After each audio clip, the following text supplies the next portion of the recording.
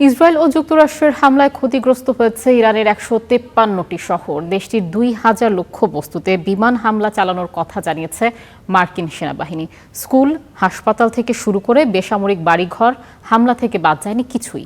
তারপরও ট্রাম্প নেতানিয়াহুর ভাষায় আসল হামলা এখনো শুরুই হয়নি। ভয়াবহ ধ্বংসযজ্ঞের মধ্যেই নতুন সতর্ক বার্তা দিয়েছে রাশিয়া। একক সিদ্ধান্তে যুদ্ধে জড়ানোয় নিজ দেশে রাজনৈতিক চাপেও পড়তে যাচ্ছেন প্রেসিডেন্ট ট্রাম্প। ইরানে ইসরায়েল ও যুক্তরাষ্ট্রের একতরফা হামলার পর এখন সর্বাত্মক যুদ্ধের মুখে গোটা মধ্যপ্রাচ্য। হামলার পাল্টা জবাবে চলছে রিয়াদ, কাতার, কুয়েত, আরব আমিরাত, বাহরাইন সহ মধ্যপ্রাচ্যের প্রায় সবগুলো দেশ। যেখানে মার্কিন স্বার্থ সেখানেই ইরানের হামলা, এমনকি সাইপ্রাসেও।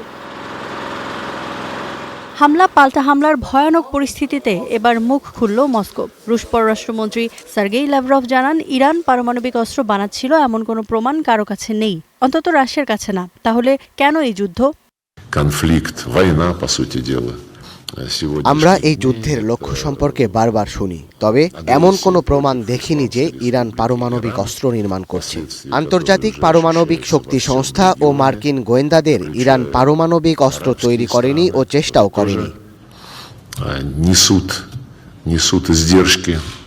তাই এলো ইনোভার, যেন আপনি লাইফে থাকেন রেডি প্রতিদিন। ইনোভার, ডিজাইনড ফর নাও। কেবল রাশিয়ায় নয়, এই হামলায় ক্ষুব্ধ চীনও।